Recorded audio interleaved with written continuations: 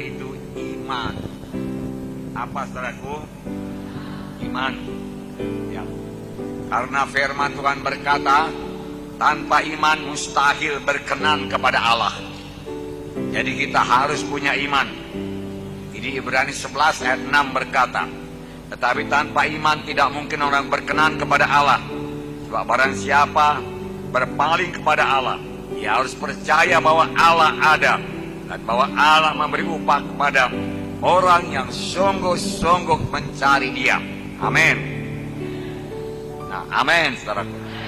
Ya, saudaraku, harus percaya bahwa Allah ada. Oke, mau kita percaya Allah ada, saudaraku.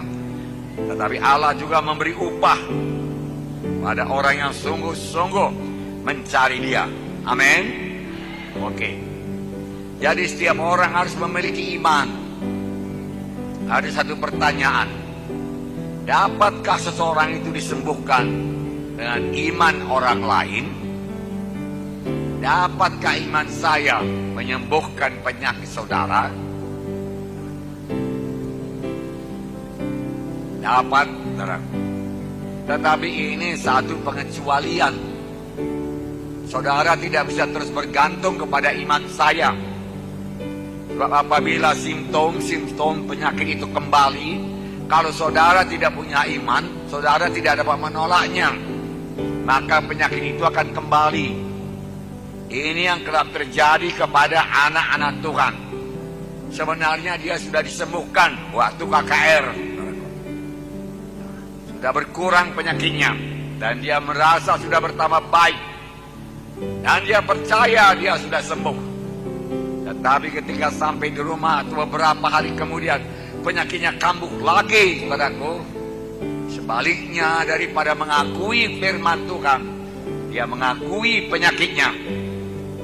Dia berkata, penyakitku kembali lagi. Dengan berkata demikian, saudaraku, dia lebih percaya kepada penyakit daripada kepada firman Tuhan. Dan penyakitnya memang kambuh kembali, saudaraku. Memang, saudaraku, kesembuhan melalui iman orang lain bisa, tetapi itu satu pengecualian. Tidak boleh seterusnya demikian.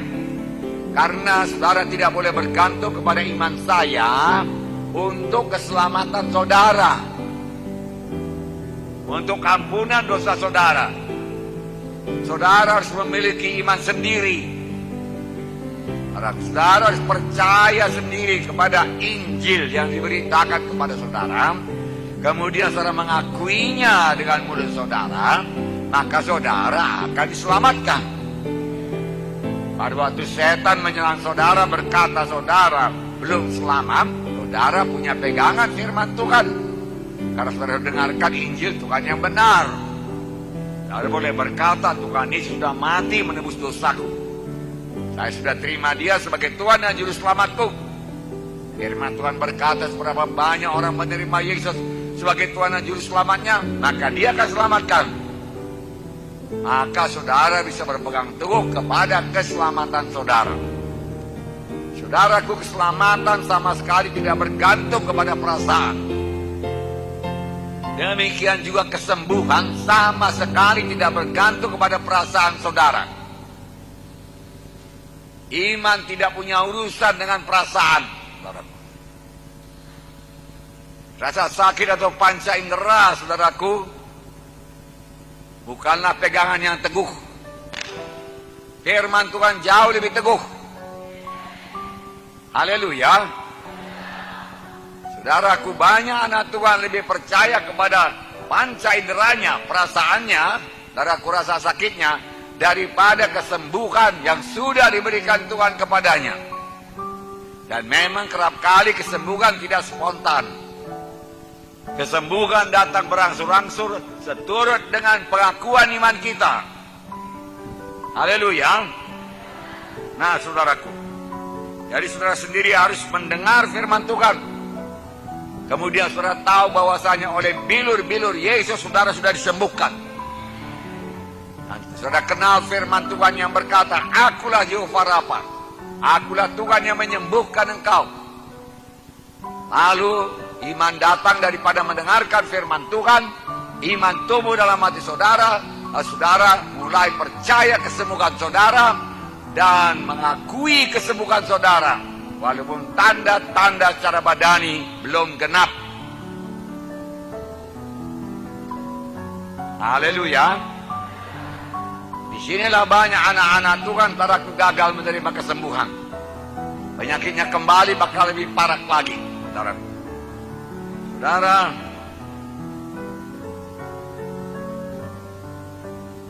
tidak mungkin berjalan dalam kemenangan sepanjang saudara bergantung terus kepada iman orang lain atau iman hamba Tuhan yang lain.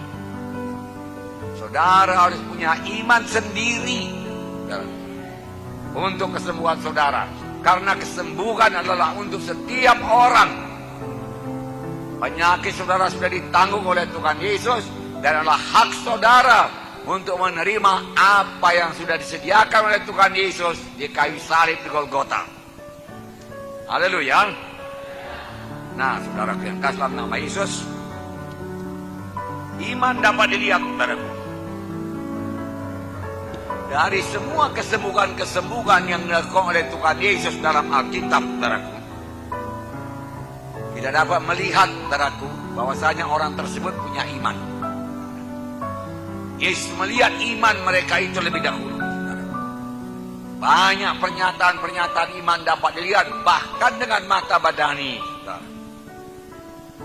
Saudara yang kasih dalam nama Yesus, iman dapat dilihat daripada pengakuan iman orang tersebut dan tindakan iman orang tersebut. Dalam Alkitab diterangkan mengenai seorang lumpuh digotong oleh 4 orang. Matius 9 ayat 2 saya bacakan. Maka dibawa oranglah kepadanya seorang lumpuh yang terbaring di tempat tidurnya. Ketika Yesus melihat iman mereka, berkatalah ia kepada orang lumpuh itu, percayalah hai anakku, dosamu sudah diampuni. Dan selanjutnya dalam Markus 2 ayat 11 dikatakan, kepadamu kukatakan, bangunlah, angkatlah tempat tidurmu, dan pulanglah ke rumahmu. Firman Tuhan berkata, ketika Tuhan melihat iman mereka itu, tentu saja yang sakit ini beriman, 4 orang ini pun beriman. Kalau mereka tidak beriman, saudaraku, mereka tidak akan menggotong orang sakit dari rumah sampai ke tempat di mana Tuhan harus mengajar. Kemudian mereka naik ke atap, lalu membuka atap di atas Yesus, lalu mengulur orang sakit itu ke bawah. Itulah dia tindakan iman. Dan firman Tuhan berkata, itu semua dilihat Tuhan. Tentunya dia percaya penuh kalau dia berjumpa dengan Tuhan Yesus, dia akan sembuh. Sesuatu pasti terjadi kalau dia bertemu dengan Tuhan Yesus. Aku tidak akan lumpuh lagi. Dan sama sebagaimana imanmu jadi padamu. Tuhan Yesus berkata kepadanya, hai anakku, imanmu telah menyembuhkan engkau. Hai anakku, dosamu sudah diampuni. Manakala lebih mudah mengatakan, anakku, dosamu sudah diampuni, atau angkatlah tempat tidurmu, bangun dan bangkitlah pulang ke rumahmu. Tetapi supaya kamu tahu anak manusia di dunia ini berkuasa mengampuni dosa, kepadamu kukatakan, bangunlah, angkat tempat tidurmu, pulanglah ke rumahmu. Yesus melihat iman mereka. Iman dapat dilihat dari pengakuan iman ucapan yang seturut dengan janji Tuhan tersebut, saudaraku, dan dari tindakan iman. Yakobus 2:26 berkata, seperti tubuh tanpa ruh adalah mati, demikian juga iman tanpa perbuatan adalah mati. Harus bertindak. Ini percaya, ini beriman. Tidak benar ada orang mengatakan dia percaya kesembuhan tapi tidak ada tindakan. Tidak benar kalau seorang berkata dia percaya dia disembuhkan Tuhan, tapi dia mengakui penyakitnya. Sakit kali kurasa katakan aku lihat penyakit ini tambah parah. Itu dia tidak percaya kepada kesembuhan yang sudah disediakan oleh Tuhan Yesus. Dia lebih percaya kepada penyakit. Kalau penyakit diakui, penyakit bertambah teguh, mengikat saudara. Kalau kesembuhan terakui, maka saudara bertambah dekat kepada kesembuhan total. Haleluya. Jadi pengakuan mulut ini sangat berkuasa.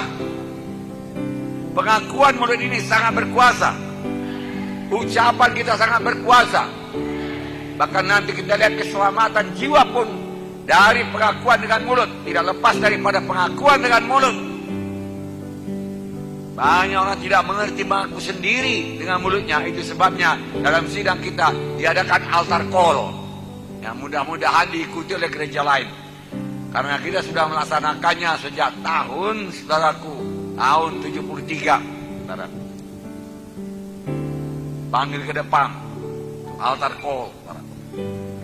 Nah, saudaraku, 2 orang buta mengikuti Yesus, saudaraku. Mereka menangis berteriak. Saya bacakan ceritanya Matius 9, 27-30.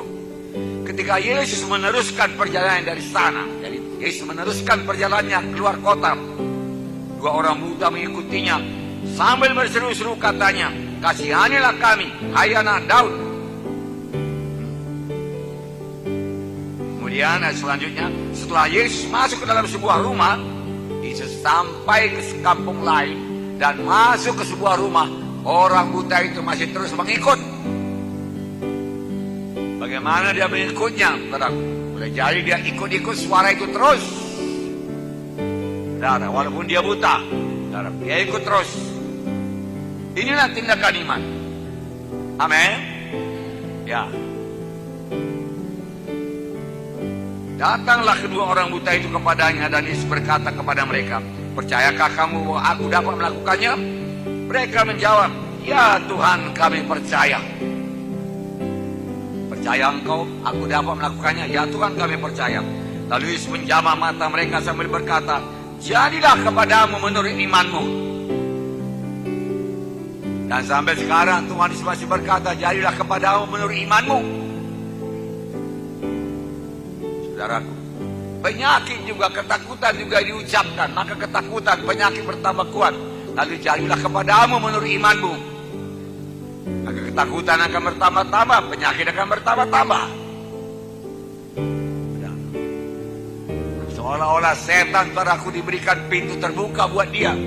Karena kita mengakui pekerjaannya, mengucapkan pekerjaannya, memuliakan pekerjaannya. Dengan mengakui penyakit, mengakui kelemahan.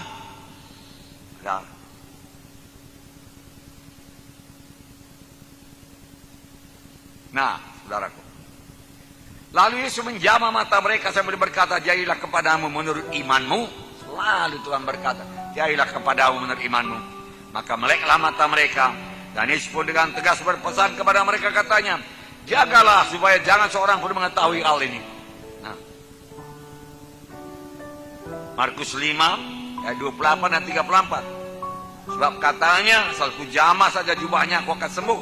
Hasilnya 34.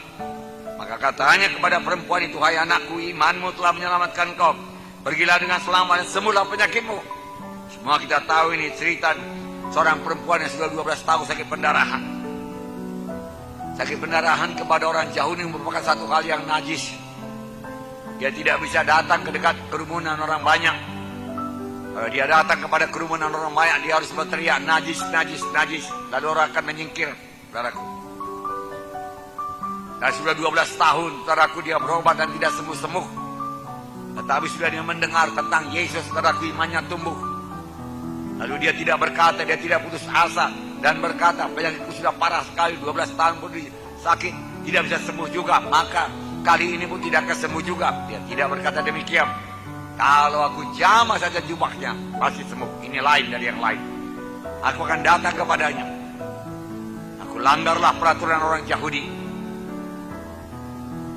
Lalu dia langgar peraturan orang Yahudi di tengah orang banyak, tengah kerumunan laki-laki yang mengikut Yesus. Dia jamah jubah Yesus karena imannya berkata, "Kalau aku jamah jubah Yesus, aku akan sembuh." Jadi tindakan iman itu, saudaraku, mengeluarkan kuasa dari Tuhan Yesus. Kuasa telah keluar dari Tuhan Yesus. Tuhan Yesus berkata, siapa yang menjamah aku? Ah Tuhan, kau lihat begini banyak orang sekeliling engkau, dan engkau bertanya, siapa yang menjamah engkau? Banyak Tuhan. Tidak, ada satu yang lain. Dia beriman. Perempuan itu gemetar dan ketakutan datang menyembah Tuhan Yesus dan berkata, ceritakan halnya. Hai anakku, imanmu telah menyembuhkan engkau. Pulanglah ke rumah, dikatakan. Imanmu telah menyembuhkan engkau. Saudaraku, sampai sekarang kesembuhan tersedia dengan limpahnya. Tetapi banyak orang tidak menerima kesembuhan. Sebab mereka tidak punya iman kepada kesembuhan. Dan setiap orang bisa disembuhkan. Sama seperti setiap orang, walau dosanya merah 14 kali pun bisa diselamatkan. Karena keselamatan, keampunan dosa sudah disediakan Tuhan. Demikian juga kesembuhan dari penyakit manapun sudah disediakan Tuhan. Menerimanya dengan iman. Iman tidak cukup percaya dalam hati saja. Iman harus diucapkan berulang-ulang.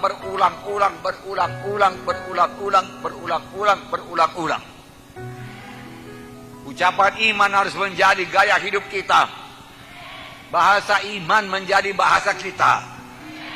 Mengakui firman Tuhan menjadi bahasa kita. Amin. Itulah gaya hidup kerajaan sorga. Amin. Nah, saudara yang kasih dalam nama Yesus. Lukas 17 mengenai 10 orang kusta. Tuhan Yesus, kalau engkau mau, engkau sanggup menyembuhkan kami. Tuhan Yesus berkata, aku mau, jadilah engkau sembuh. Tunjukkanlah dirimu kepada imam-imam. Saudaraku, waktu mereka berangkat menunjukkan dirinya kepada imam-imam, belum sembuh. Belum berkurang penyakitnya. Tapi firman Tuhan telah diucapkan oleh Tuhan Yesus. Mereka lebih percaya kepada firman Tuhan itu daripada gejala-gejala penyakitnya yang dapat dilihatnya dengan mata dan dirasakannya dengan panca inderanya. Dia lebih bergantung kepada firman Tuhan daripada perasaan panca inderanya. Apa yang terjadi sama sebagaimana imanmu jadi padamu.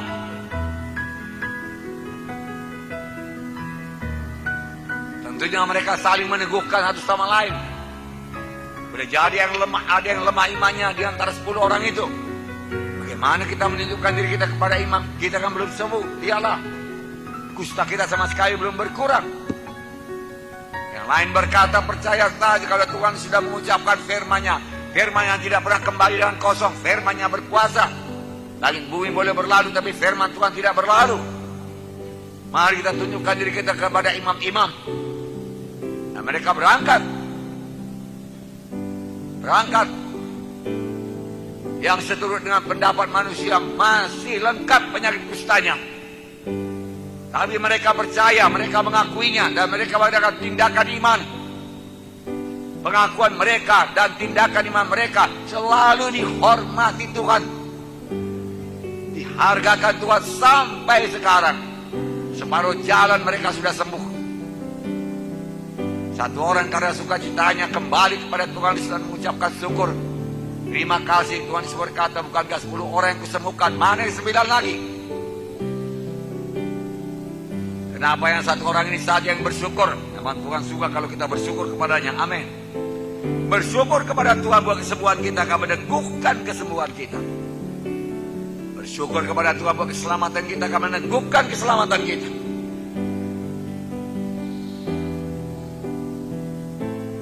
Di Nazaret Tuhan tidak banyak berbuat mujizat, tidak bisa membuat mujizat yang besar. Kenapa? Karena mereka tidak percaya. Sebab mereka kenal Tuhan dari kecil. Bukankah ia ini anak Yesus? Bukankah saudara-saudaranya bersama-sama dengan kita di sini? Dari mana hikmat perkataannya itu semua? Dari mana dia bisa menyembuhkan penyakit? Dia katakan. Lalu mereka bimbang. Dan hasilnya Tuhan sudah dapat berbuat mujizat yang besar di sana. Hanya meletakkan tangan dan beberapa orang sakit untuk menyembuhkan mereka. Ia heran dan ketidakpercayaan mereka itu. Dan dia berkata, seorang nabi memang tidak dihargai di negerinya sendiri, dia katakan. Nah, saudaraku, Tuhan Yesus sayang kepada jiwa-jiwa saudaraku di Nazaret. Dia mau menyembuhkan jiwa-jiwa di Nazaret, tetapi mereka tidak percaya kepadanya. Lalu Tuhan tidak dapat menyembuhkan, bukan tidak mau menyembuhkan. Dia tunjukkan beberapa tanda ajaib mujizat supaya mereka percaya, tetapi mereka juga tidak percaya. Mereka tetap bimbang. Maka akhirnya Tuhan tidak dapat berbuat mujizat di sana karena mereka tidak percaya. Bukan tidak mau, Yesus mau, tetapi Tuhan di sana tidak mau melanggar firman Tuhan, tidak mau melanggar kebenaran. Setiap orang harus punya iman, sama sebagaimana imanmu jadi padamu. Tidak bisa terus bergantung pada iman orang lain. Boleh, haleluya. Dalam KKR memang seseorang itu diurapi Tuhan luar biasa, orang itu bisa sembuh. Itu sebabnya yang sembuh itu kita aja masuk training, supaya mereka beroleh firman Tuhan, dasar yang teguh, supaya mereka punya iman sendiri buat kesembuhannya. Dan kapan penyakit itu berusaha datang kembali, dan tanda-tanda penyakit, perasaan-perasaan sakit mulai timbul kembali, dia bisa bertindak dalam nama Yesus, mengusirkan semua penyakit-penyakit tersebut. Haleluya. Dan terus mengakui kesembuhannya. Kalaupun penyakitnya kelihatannya bertambah parah, kalau dia terus berpegang kepada firman Tuhan, mengakui firman Tuhan, percaya kepada firman Tuhan, maka firman Tuhan tidak pernah gagal. Firman Tuhan itu Tuhan sendiri, saudaraku. Haleluya. Nah, saudara yang kasih dalam nama Yesus, jadi untuk disembuhkan, saudara harus percaya firman Tuhan mengenai janji-janji Tuhan untuk menyembuhkan. Saudara kemudian mengklaim firman Tuhan tersebut genap dalam diri saudara. Harus saudara terima kesembuhan saudara, akui kesembuhan saudara. Walaupun pada waktu saudara belum merasakan dengan panca indera saudara, saudara sudah disembuhkan Tuhan. Karena iman tidak bergantung kepada perasaan. Saudaraku,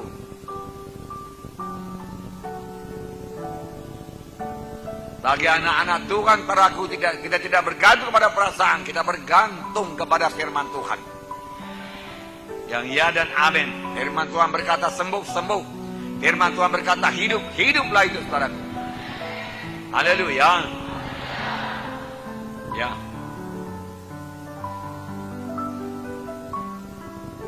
Sekarang, setiap anak Tuhan mempunyai hak yang sama untuk menerima keselamatan, dan hak yang sama menerima kesembuhan, dan hak yang sama menerima berkat-berkat yang sudah disediakan Tuhan padanya. Karena firman Tuhan berkata, setiap orang yang meminta akan menerima, setiap orang yang mencari akan mendapat, setiap orang yang mengetuk, baginya lah pintu dibukakan. Setiap orang, tidak ada kecualinya. Jadi setiap orang harus punya iman. Haleluya.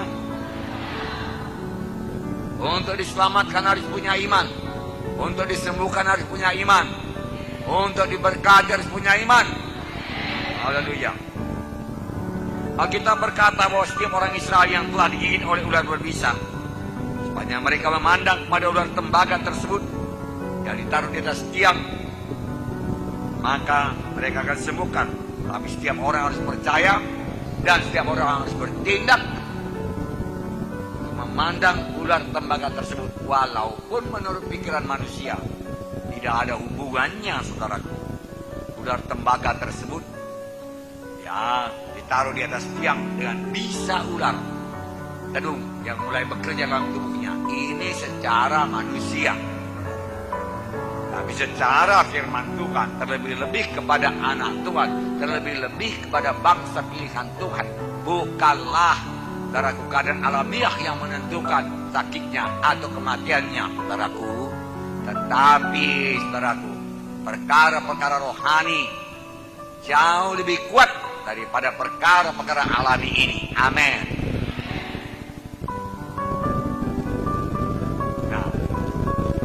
Baca Bilangan 21 ayat 8 dan 9. Maka firmanlah Tuhan kepada Musa. Tuhan berfirman kepada Musa, buatlah ular tedung dan taruhlah itu pada sebuah tiang.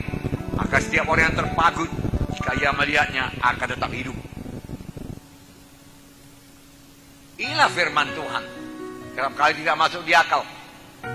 Makanya firman Tuhan, dikatakan oleh firman Tuhan, gak usah dianalisa dengan pikiran saudara, dengan otak kita yang sangat terbatas ini, saudaraku. Firman Tuhan berkata, percayalah dan akuilah, maka itu menjadi milikmu. Lalu Musa membuat ular tembaga dan menaruhnya dari sebuah tiang. Maka jika seorang dipaku ular, walau bagaimana parahnya, ketika ia memandang kepada ular tembaga itu, dia tetap hidup. Itu tindakan iman. Tindakan iman. Dia percaya, dia hidup. Haleluya, saudaraku. Ya. Simpel firman Tuhan ini, saudara. Ya. Tapi disinilah justru karena simpelnya setan mau menipu kita. Panca indera kita, perasaan kita mau menipu kita. Kebanyakan orang Kristen, saudaraku, bersandar kepada panca inderanya. Maka tidak begitu banyak sembuh daripada penyakit itu. Tuhan mau menyembuhkan semua yang sakit, memberikan hidup baru kepadanya, supaya dia mengakuinya. Hidup baru saudara akui. Akui artinya ucapkan. Saya adalah anak Tuhan Yesus. Saya kejadian yang baru, perkara lama telah nyata, perkara baru telah timbul. Saya dipenuhkan oleh Roh Kudus. Saya cinta kepada Tuhan Yesus. Saya sudah pindah daripada gelap kepada terang. Saya sudah dibaptis dengan Roh Kudus. Urapan Roh Kudus ada pada saya. Itu bukan satu kesombongan. Tuhan Yesus berkata demikian. Roh Kudus ada padaku dan dia telah mengurapi aku. Diakui, itu bukan kesombongannya. Berapa banyak anak Tuhan berani mengaku demikian.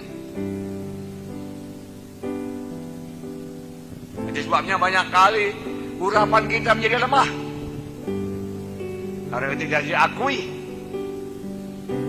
Nah, pengakuan dengan mulut perlu, wajar saja. Tuhan berkata saudara memilikinya, berarti saudara memiliki. Saya tidak rasa apa-apa, saudara berkata. Tak perlu dirasa, yang perlu dipercayai. Itu perkara rohani.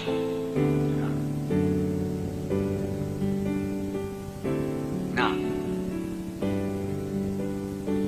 bahkan firman Tuhan berkata dalam Mazmur, orang yang sakit sekalipun dan hampir mati, kalau tidak berseru kepada Tuhan, maka disampaikannya firman-Nya dan disembuhkannya mereka itu, diluputkannya mereka dari liang kubur.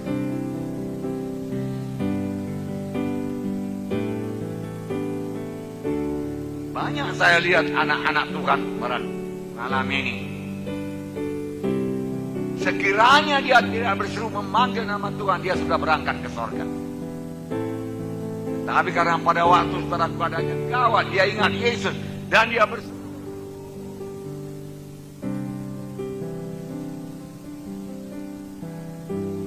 Tuhan, selamatkan aku. Maka disampaikannya firman-Nya dan disembuhkannya mereka itu, diluputkannya mereka dari liang kubur.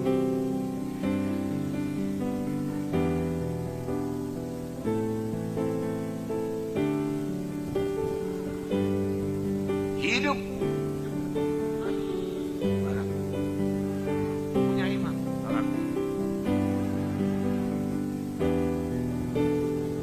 Mati. Sama mengenal Tuhan itu kan.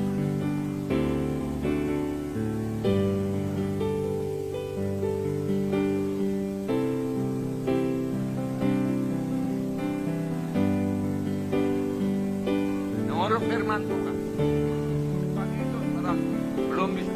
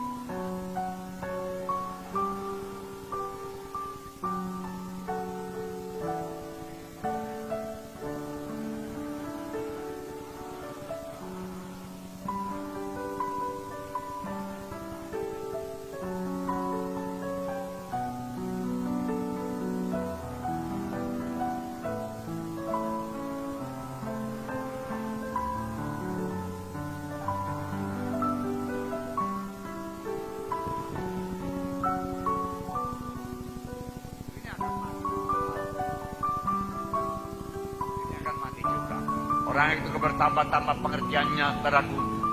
Dia anak Tuhan, pelayan Tuhan, hamba Tuhan, dia merasa bertambah dekat, saudaraku, dengan sorga, saudaraku. Dan dia begitu yakin, saudaraku, pindah ke sorga. Dan dia mengerti apa yang akan dapatnya di sorga. Bumi ini tidak banyak lagi bisa diperbuatnya di bumi. Selesai rasanya pun sudah selesai semua.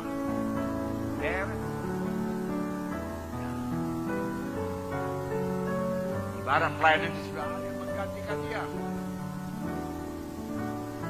Dan karena tenaganya sudah jauh berkurang, saudaraku, maka dia merasa saatnya dia digantikan dan dia bisa berangkat dengan damai. Amin. Haleluya.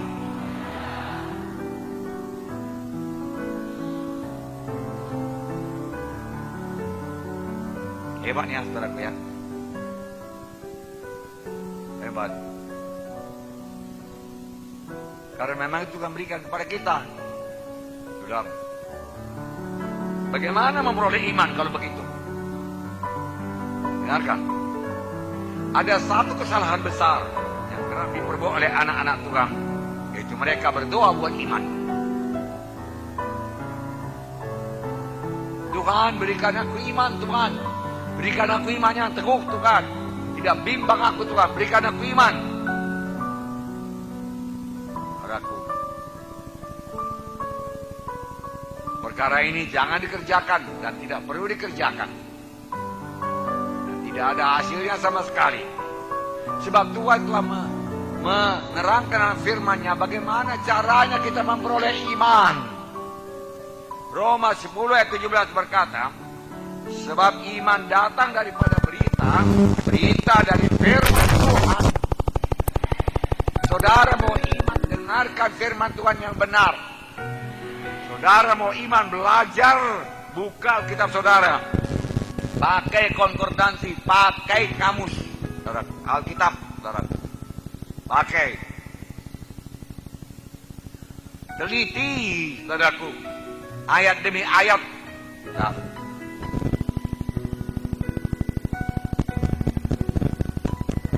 Maka iman saudara akan berkembang.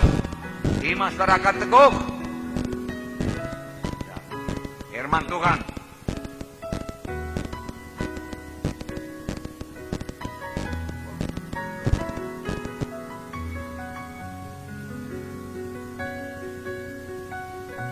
Tanpa firman Tuhan kita akan selalu bimbang. Dan doa kita menjadi salah. Karena kita tidak tahu firman Tuhan. Bahkan apa yang sudah diberikan Tuhan kepada kita pun kita minta lagi. Itu sebabnya kita perlu belajar firman Tuhan. Itu sebabnya jiwa-jiwa baru harus training. Tanpa di training mereka akan lucut. Tanpa di training mujizat yang mereka terima akan lucut, akan kembali penyakit itu. Bagi kita sebagai pemimpin kelompok sel, pemimpin sel dan hamba-hamba Tuhan, saudaraku, jangan tanggung-tanggung mengajak jiwa-jiwa itu untuk ikut baptisan, kemudian ikut training dasar rohani Kristen. Jangan mengalah. Dahulu sudah kita pelajari mengenai anak asuh. Jangan lepaskan jiwa itu. Mereka sudah berada separuh jalan, mereka sudah diselamatkan. Kalau dilepaskan lagi tidak masuk training, saudaraku, mereka akan lucut keselamatannya. Sayang, saudara. Kita akan bertanggung jawab pada Tuhan. Kenapa jadi demikian? Bahwa kita benar-benar mengasihi jiwa tersebut. Apa kita memperhatikan kasih seperti yang kita dengarkan di yang lalu. Gaya hidup kerajaan sorga harus memiliki kasih. Yaitu kasih kepada Tuhan, kasih kepada jiwa-jiwa, kasih kepada sama anak-anak Tuhan. Saudara, adakah kita peduli, saudaraku?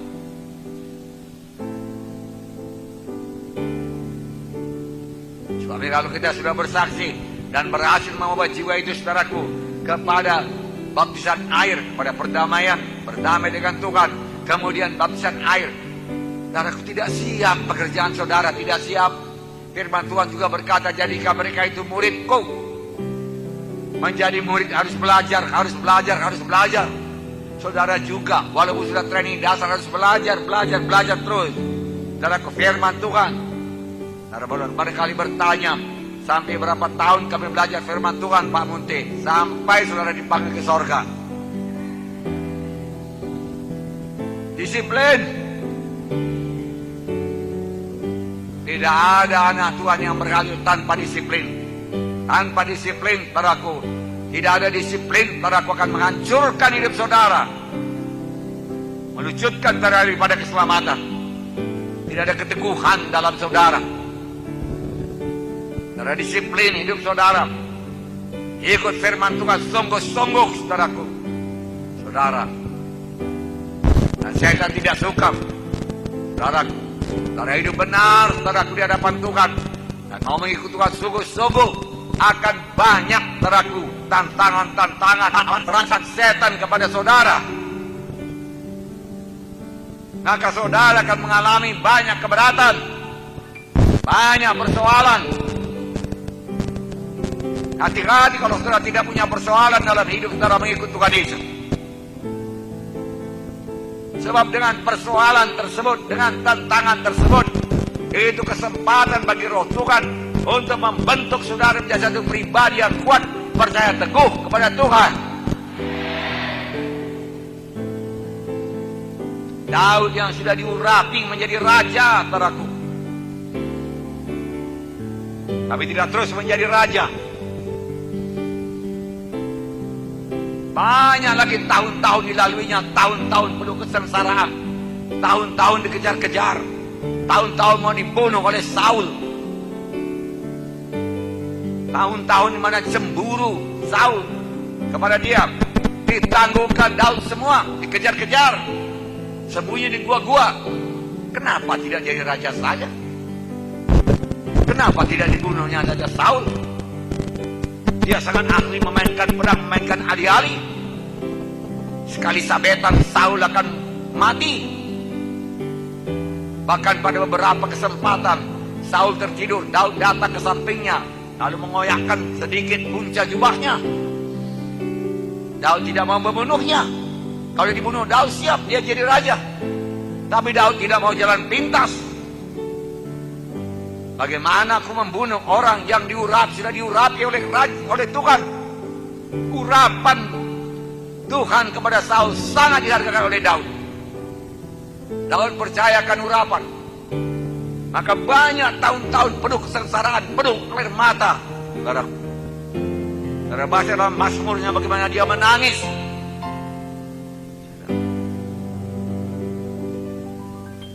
Bagaimana nyawanya hampir putus. Tapi semua itu membentuk Daud, saudaraku, menjadi satu pribadi yang kuat.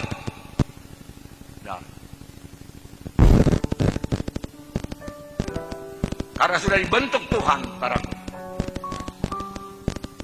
Ya aja tanah liat, saudaraku. Ya, kita sudah belajar dahulu bagaimana tukang pembuat periuk itu, saudaraku, mengeluarkan semua sampah-sampah dari tanah liat tersebut, dicabutinya, saudaraku, sampah-sampah akar-akar kayu. Pasir-pasir dibuang semua, murni tanah liat. Kemudian dibanting-banting lagi, saudaraku. Kemudian dibentuk, saudaraku. Bentuk. Harus kira bentukannya, saudaraku. Belum, saudaraku, seturut dengan kehendak tukang periuk. Dibanting lagi, disatukan lagi. Saudara, sekiranya, saudaraku, tanah liat itu bisa berteriak. Sudah berkali-kali dia berteriak, begitu sakitnya, begitu sengsaranya. Jangan menyangka, saudara, kalau sudah ikut Tuhan sungguh-sungguh lenyap semua keberatan, lenyap semua persoalan.